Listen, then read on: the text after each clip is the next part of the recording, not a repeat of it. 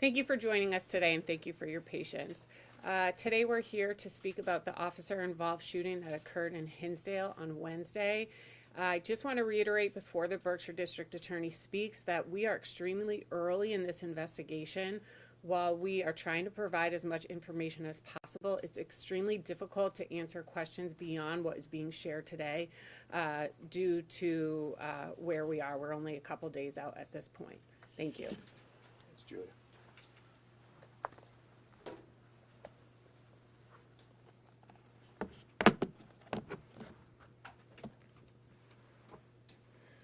Thank you all for coming. Good afternoon. Sorry I'm a few minutes late. I had to meet with the decedent's family, so I wanted to speak with them before I spoke with you all today. Thank you for joining us today. Prior to summarizing the investigation at this point, I want to stress that this investigation is still in the preliminary stages. I recognize that as this involves law enforcement, it's critical that we communicate as much as possible. As the investigation is ongoing, there may be updates or alterations. At this time, since it's an active investigation, we will not be releasing the names of the officers involved in the incident.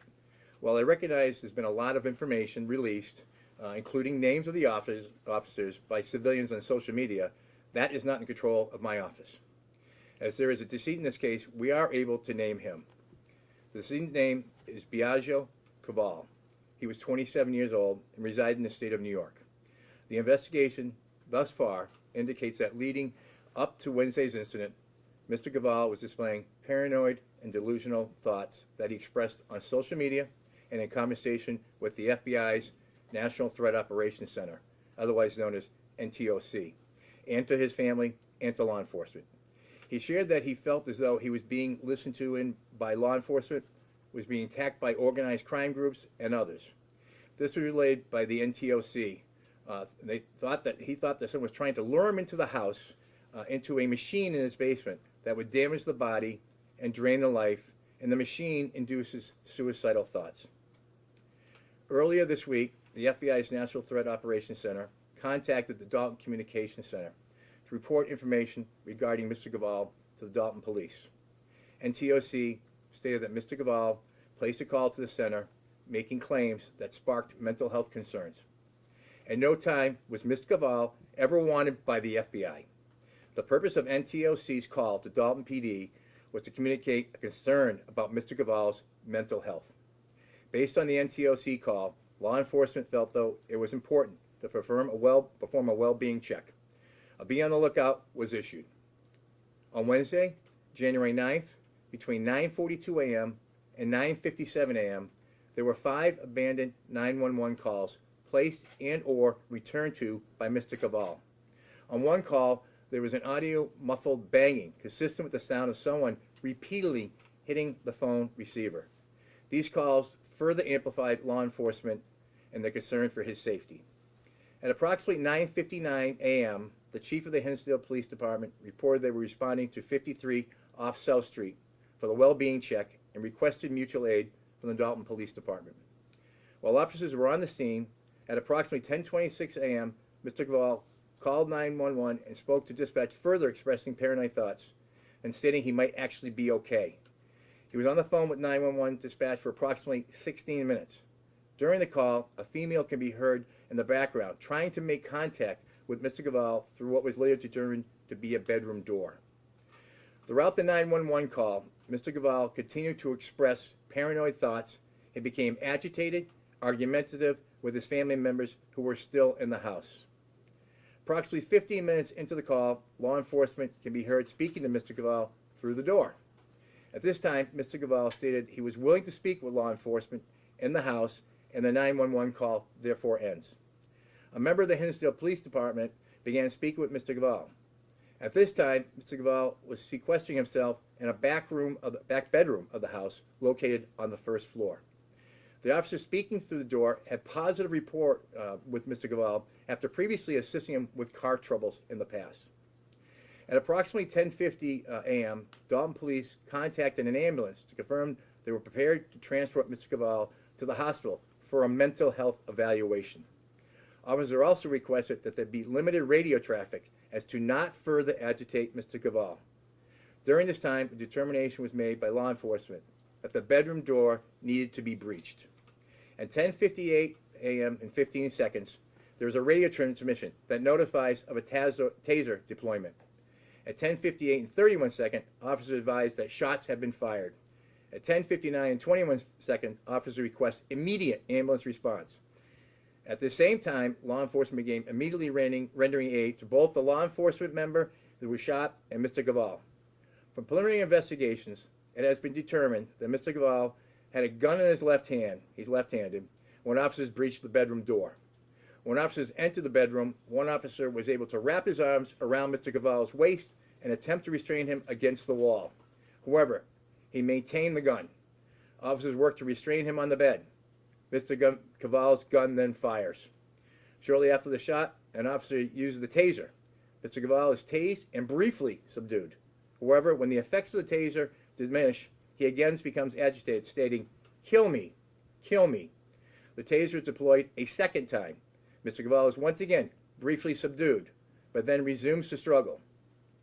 An officer orders Mr. Kauvil to drop the gun. An officer discharges the firearm, and an officer is hit by a single round in a friendly fire, and 6 seconds later, a second round is discharged, striking the civilian, Mr. Kauvil, in the head. Immediately thereafter, officers informed dispatch that shots had been fired. They secured the scene. They removed Mr. Kauvil's firearm from the room, and they began rendering aid. Their requests for information about if there were other individuals at the house during the time of the event. At this time, we do know that at the start of the investigation, there were people in the house. However, based upon the investigation, the family had left the house well before the breach by the police officers. At this time, it's far too soon to comment on if charges will be brought forward. We will work to bring this to a conclusion as soon as possible. However, I cannot comment, nor do I know what the timeline will be. So at this point, I want to thank you for being here, and that's the information that I have. But I will open up to any questions that I possibly could answer. I'm going to start right here, Josh. So, given that it seems like there's a lot of telegraphing about mental health issues with this person, I think I'm interested in why there weren't any mental health professionals dispatched to this situation. It's a question I want to know. So we're going to find that out. We're not full of the investigations. Not everybody's been interviewed, but I have that same question. So there's questions that we want answered. And again, I'm 48 hours into this, so I don't have enough information at this stage. But we're going to look into that. And then just to follow up on that, procedurally speaking, from a law enforcement perspective, it seems like the crucial moment in this is that decision to breach the door. Can you sort of shed some light onto that from like a law enforcement perspective? What led up to that decision being the right one? I don't know that yet because I haven't spoken to the police officers and we haven't taken statements from them. One police officer was in surgery as of yesterday afternoon. So again, a lot of these questions that I want to answer for you, I cannot at this stage, only because I don't have that information. But I have the same questions, and we're gonna make sure those questions get answered. We just need time to do that. Sure, Dan. Yeah, hi Tim. Is training for police officers mandatory in Massachusetts, and what training, if any, did the Hinsdale police have to deal with mental health crises? I don't know a lot of that. I do know the chief in Hinsdale was a former police officer in Connecticut. He's had a lot of experience. He's got a background. Obviously, all these officers had to go through an academy, and that's part of the training these days. Whether there was recent training or not, it's a very small department, 6 officers and a chief. I don't know. We'll find out how much was done on that, but clearly this is going to be looked at, and policies will be looked at, and the idea of the mental health aspect will be looked at. This was a terrible tragedy, and it's just everybody was put in a very bad situation, and it was volatile, and it happened quickly. So we learn from everything that happens, and we'll continue to review that. Again, I've only had to go through this tape, and the shooting takes about 46 seconds. I can tell you, my first assistant and the state police have been through that at 3 hours at a time, going through a 40-second clip, just going frame by frame by frame. We still, I'm only here today because there's a lot of rumors going out in the community. I wanted to straighten that out. I didn't want it, people are saying he was wanted by the FBI. He's not wanted by the FBI. There was just misinformation, so I really wanted to get that information out there. I'm sorry I can't give you more information than that, but I really wanted it clear of what we know at this stage. But again, this may change once I haven't seen the ballistics, I haven't seen the autopsy report. There's a lot of stuff I don't have yet. But I just felt the public deserved to know as quickly as possible what transpired, especially in light of what's happening nationally. So I just thought it was important that we responded. If I hear you correctly, there seems to be body camera video. Yes, there is. Released at any point. I don't know about that yet. This is a horrific scene, and there is a deceased person. And it's a very sad situation. It's a mental health situation. As you know, I'm calling him Mr. Kauvil. I'm not calling him a suspect or anything like that. It's a very sad situation. So I'm cognizant of that. We just have a lot more work to do. Sure, right here. Well, we'll focus on the gun. A series of questions about the gun. First of all, did officers know that he was armed when they breached the door? Second of all, at what point, I'm also interested in whether, why they attempted to subdue him while he was still holding the gun, and also wondering what kind of firearm it was and whether he was registered to have it. Okay, good questions. Let me answer first off that. He had a license to carry for a long period of time. So I don't know when it was issued. I don't know if people are aware that it should have been revoked because he had a mental health breakdown a couple days beforehand. So I'm unaware of that at this stage. But I can tell you that the officers knew that he had a license to carry, but my understanding is that the officers were informed that he did not have a weapon on him that day. But again, we still haven't vetted all the information out. So at this stage, the belief they had was he did not have a weapon, but that he did have a license to carry. And when they went in there, he's left-handed, and so the left hand. They didn't see the firearm at first. I see it, and we've still photoed it, showing the black handgun in his left hand. Again, he is left-handed, and it's in his hand. So they didn't know that at that point in time. I'm not sure when they became aware of it, again, because we haven't spoken with them yet, but they're on top of him underneath there, and that's when the firearm shoots, and it hits the officer, mobilizes him, goes through his hand, and goes through, that bullet goes through and hits the chief in the chest. And it lodges in his vest, which we have that projectile. What size room are we talking about? A small room. Okay. And I have to ask the question: who was the officer who fired the shot? I'm not giving you that information yet. Not until I get the ballistics report back, so I can confirm and actually know. There's a lot more information that I need to get, so I'm not comfortable releasing that until I have all the facts. I don't think it's fair to anybody until I know when I look at the corroboration to see. I've seen the videotape. I have my suspicions, but I want to make sure that the ballistics report match that. Again, I normally wouldn't do this. We don't have ballistic reports yet. I haven't even seen the medical records yet. I haven't seen the autopsy report yet. There's so much thing to go. I'm here solely because I was concerned about the social media aspect of this, and I was also concerned about the national, what's happening nationally across our country with ICE. And so that concerned me that I wanted to make sure that we address this because it is a law enforcement situation. So you were head a long time ago, so go ahead.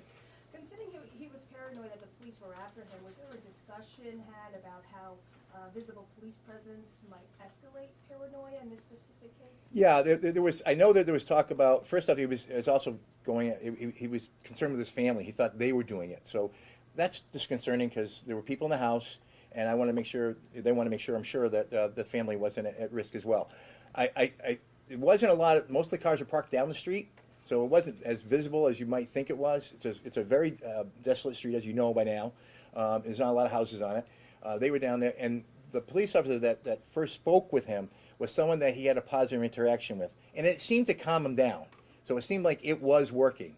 And then, again, I don't know when the decision was made to breach, but at that point, the decision was made to breach, and that's, I told you everything else that I know at this point, right here. First a clarification and then a question. You mentioned a 40-second video. That 40 seconds starts at what point in the action and goes to when? Well, the video is long because they got on the scene for a while.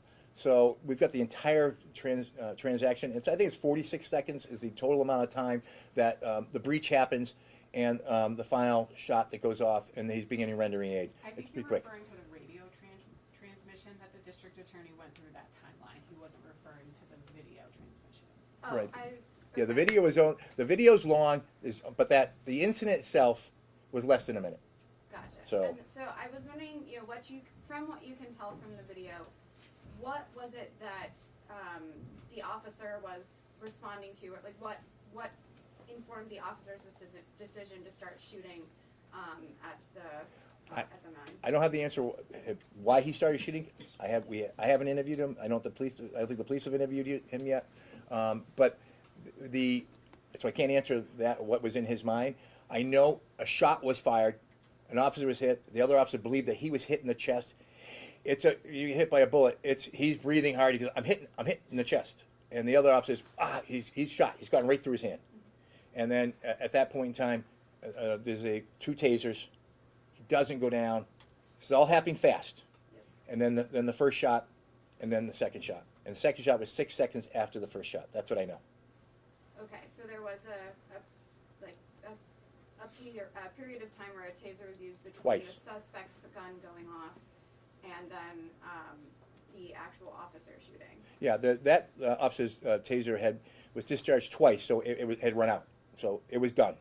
That officer actually, at that point in time, I think was ready to take her revolver out, or her firearm out as well, because the taser was gone. Taser was done. Sure. You asked. I saw a long time ago. Since there was a struggle happening at the time,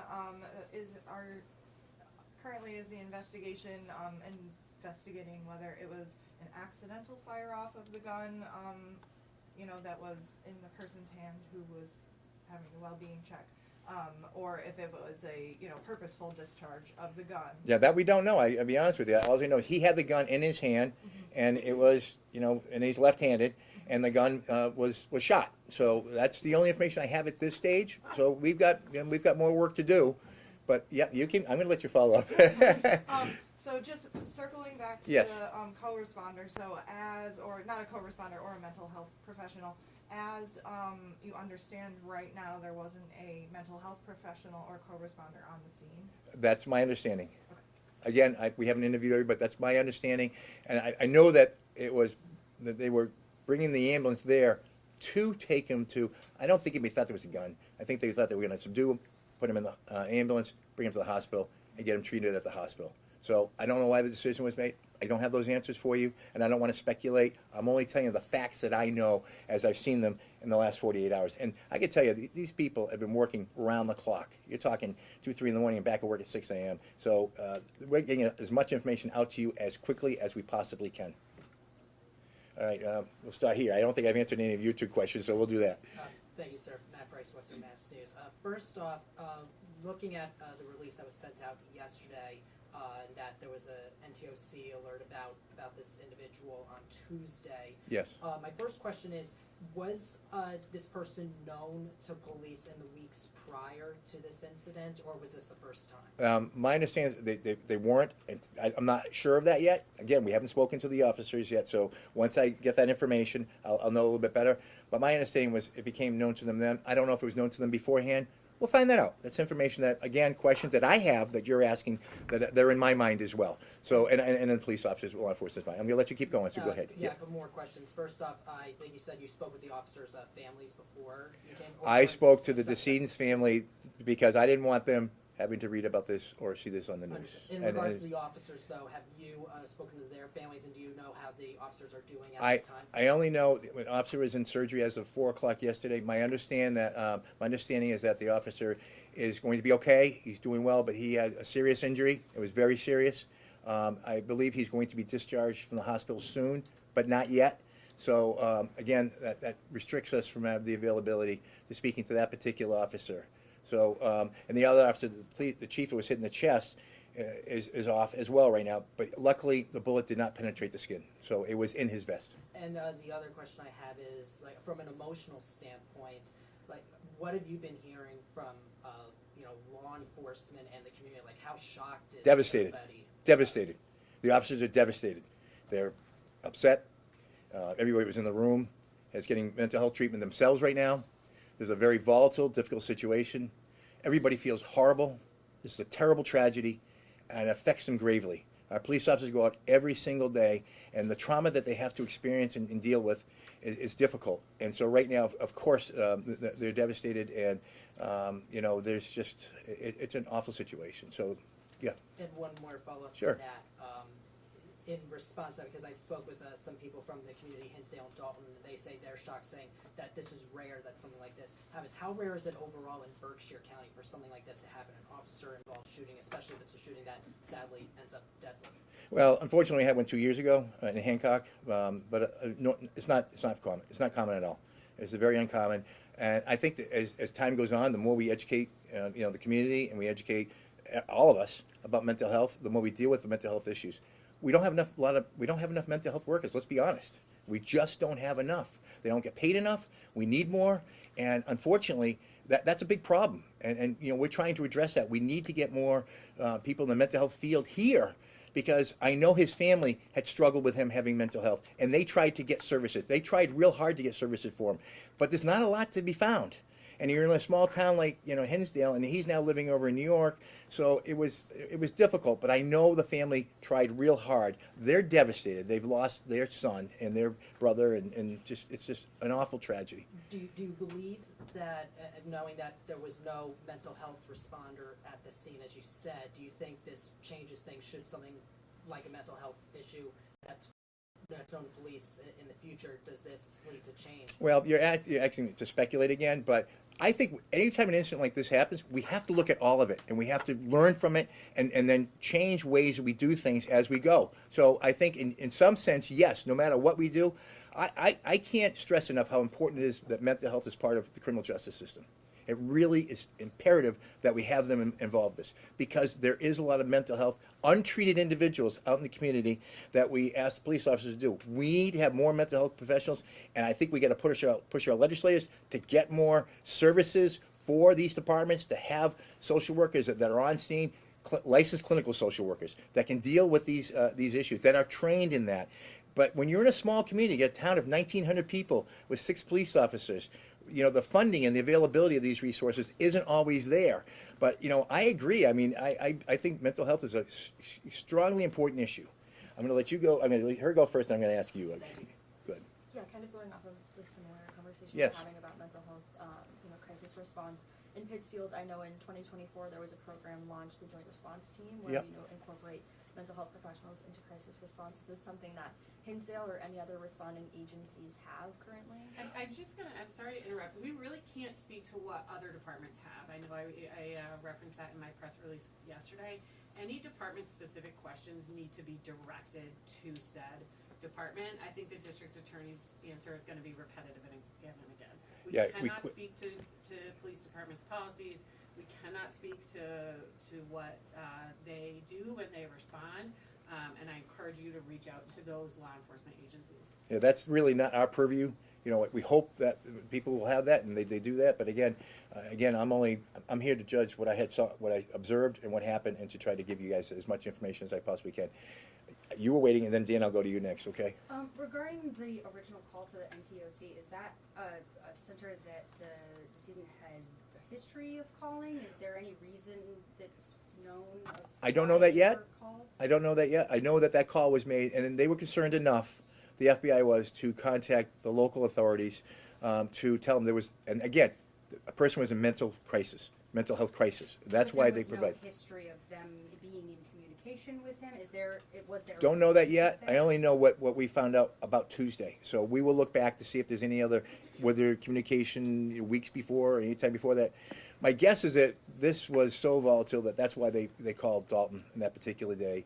They had felt it had raised to that level. I don't know the past history. I'm sorry, but I just don't know. Yeah, I just guess I'm wondering. It's sort of not something you hear often that they've been called. Right. By somebody. I think it's the first time I've ever heard that. Right. So that's it's. That's sort of what Yeah, me too. And so, and I applaud them for at least letting us know, and for doing it and having that type of line that's open. So it was good that information came to us. It's just unfortunate that it wasn't in a way that we could avoid the situation. So Dan, I said you next. Yeah, can you identify the community in New York State where he was living and what he might have been doing with his life? I don't I'm have really it. unsure at this point as to that community and where he was in his life. I only had a short conversation, about an hour, with the family. I haven't had enough time to figure out what he was doing with his life, and that. Again, we're following up with mother. The decedent's mother was interviewed last night. I haven't read the reports on that yet, so I don't really know enough yet. We're going to find out. We're going to look at everything's going to be looked at. We'll look at a deep So diligence. you know he was living on his own somewhere in New We York? cannot speak to again, any of these. yeah, I don't. Dan, I'd be speculating and guessing. I don't really know at all. I mean I'm going to go right back around. And I'll come back to you, Josh, in the end.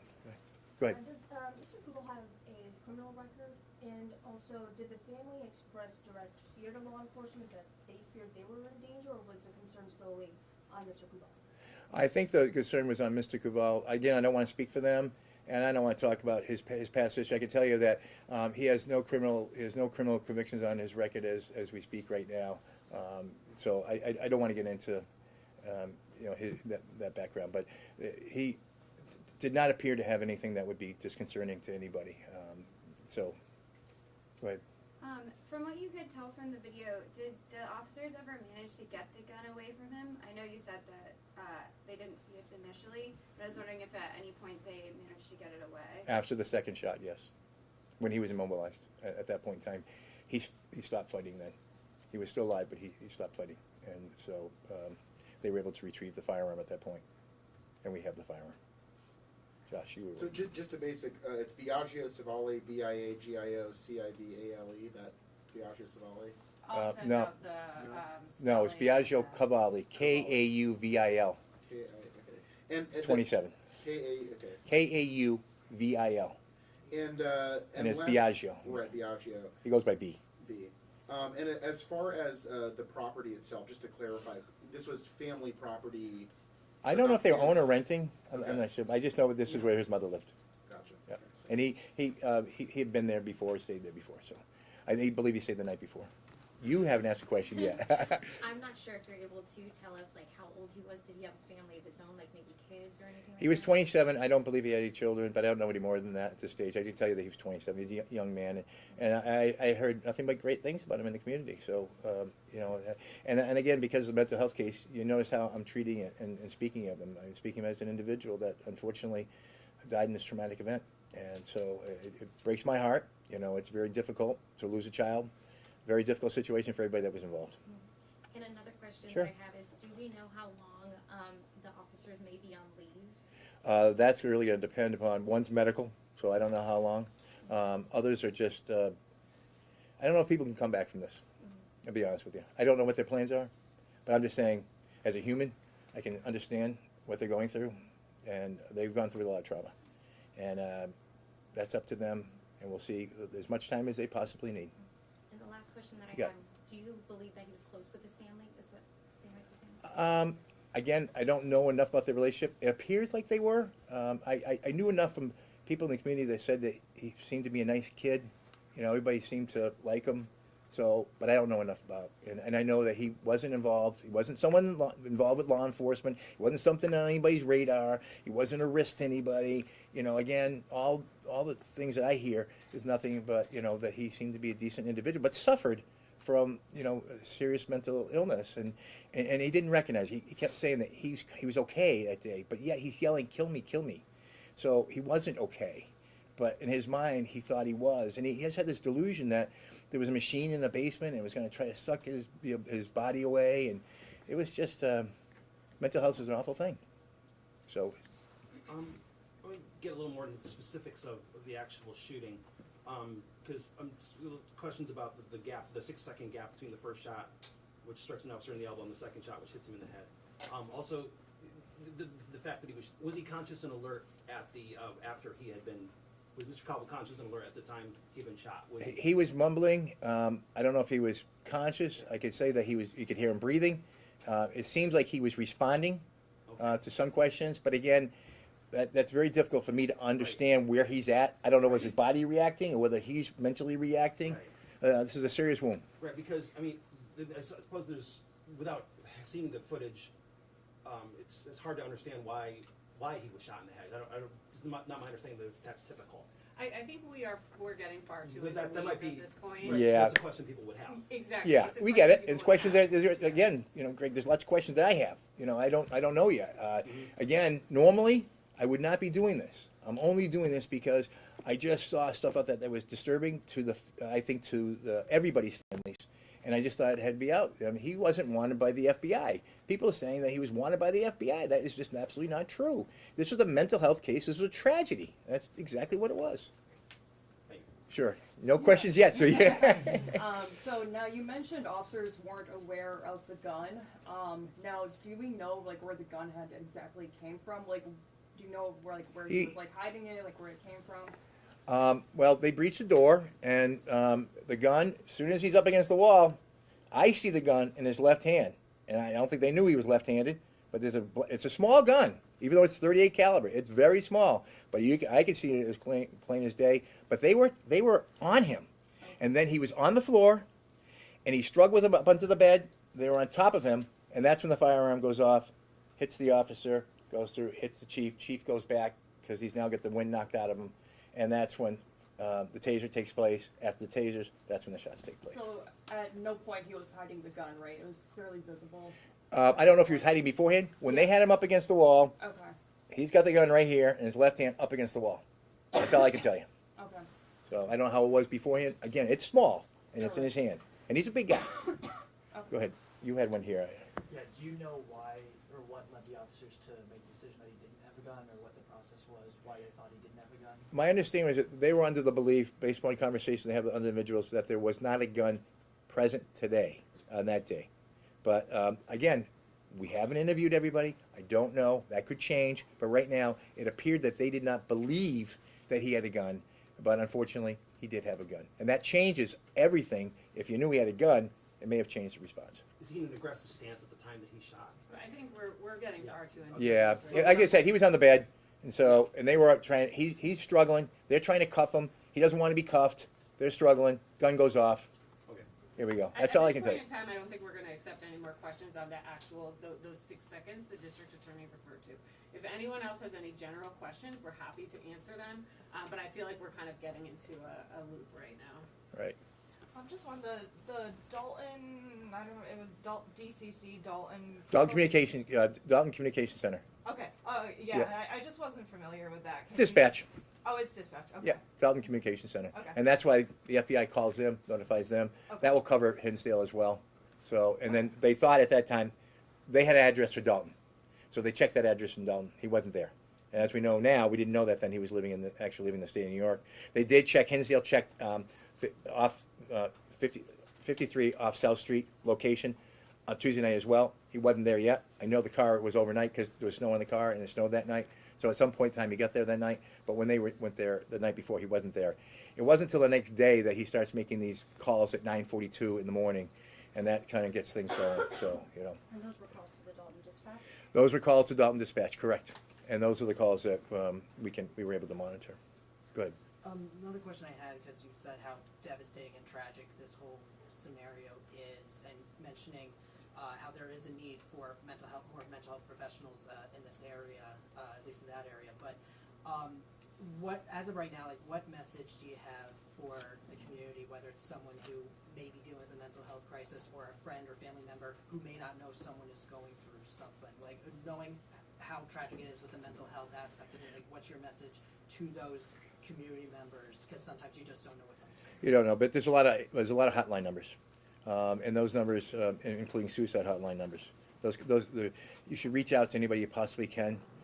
Get the help that this person needs. They need professional help, and family members, unfortunately, they can try all they want.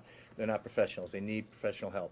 So again, I think that one of the messages that comes out of all these cases that we have is that mental health has to be part of the criminal justice system, and mental health has to be a component when we're dealing with these situations. That someone is in a mental health crisis situation, is not thinking clearly, and obviously in this particular case, asking himself to be killed is just very disconcerting.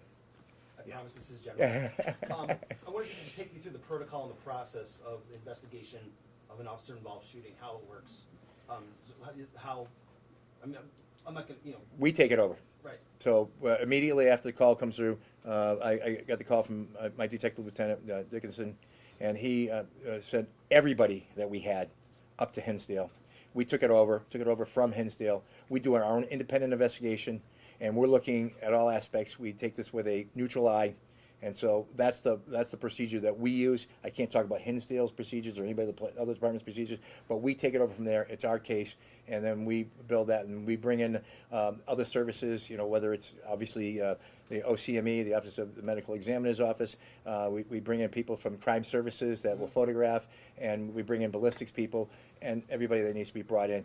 We control it, and these guys have been literally 2 o'clock in the morning, back to work at 6 o'clock in the morning. They've worked around the clock. I know they're exhausted, and they're gonna have a big, busy weekend this weekend. So has there been support from the state? Any state agencies for this? I don't believe we've needed any state agencies. I mean, we have Massachusetts State Police that we obviously are using those agencies that are coming out here for forensic services, photographing and doing the forensic work. Yeah, they're involved, but we're well equipped here. Luckily, And we have a tremendous state police office. We have 15 troopers up there. We have a digital evidence lab where we have probably one of the most advanced offices in the state. So we're lucky with that, and I'm proud of my troopers that are here. They do a great job, and they have been all over it. So I feel good that I can even speak to you today because of the amount of work that they put into it. And they get a lot of pressure, you know, because you guys are all asking us, and I'm asking them, and what can we provide? And I give them the credit for doing this work, to getting these answers to you as quickly as we possibly can, working around the clock. And they have families too, you know, but they put them aside for this. So I commend them for doing that. Go ahead. Were there established concrete mental health protocols for responding to these situations? And do you know if those protocols were followed? I don't know that I don't know every department's protocols for mental health mental health cases. You'd have to ask that to the town of Hinsdale and to the Hinsdale Police Department. It's impossible for me to know everybody's policy. You know, I know some of the bigger towns because we've dealt with the issue. I know that, for example, Pittsfield has expanded the amount of people that they have for social workers, so that we get people around the clock. That's a good step. But you know, again, it's money, and we've got to put resources into this. It's a very important issue, and the more we talk about it, I hope one thing that comes out of this, we can talk more about legislative work that needs to be done, and we can talk about resources that need to be given to mandate that we have mental health professionals working with the police officers and working with individuals that are on the street that haven't been able to get the services that they need. And this is unfortunate here. I know, speaking to the family, they tried to get services for him. Unfortunately, there's not a lot available, and there's not a lot available in the Berkshires. Yes. Is it possible that some of the officers involved in this might face discipline, and if so, what would the process? That's a question I'm not even near ready to answer any questions like that, because again, I don't have all the information yet. This was solely meant to put the community at ease, to know what happened, and that's all I can tell you right now. I am not near done the job I have to do. There's a lot more work we're going to do. We're going to look into everything. Any other questions? Great, because that's a lot. Go ahead. Who is the current acting chief right now? It is Bruce Culvert, who is the Cullett, Cullett, from the town of Peru. He's the Peru police chief. He's taken administrative responsibilities, and there is another officer in the Hinsdale department that has sort of taken the reins as the local higher leader. But we lost, obviously, a sergeant is off and the chief is off. So, and it's a small department. So, and also Dalton is working with them, and the Cheshire Barracks, the state police, are also taking care of it. So, safety is not an issue because we have backfilled that with both Peru, Dalton, and the Cheshire Barracks and the state police. Regarding the officers that are now off, is there another officer who was the one involved in the shooting that is also on administrative leave? That's really Hinsdale specific. Yeah, we'll refer you back to Hinsdale. Yeah, I can't. I don't make those calls. It's up for the town to make those calls. So I don't think he's working, but I don't know those answers because I don't have. It's not my purview. Anything else? We good? Thank you. All right. Thank you.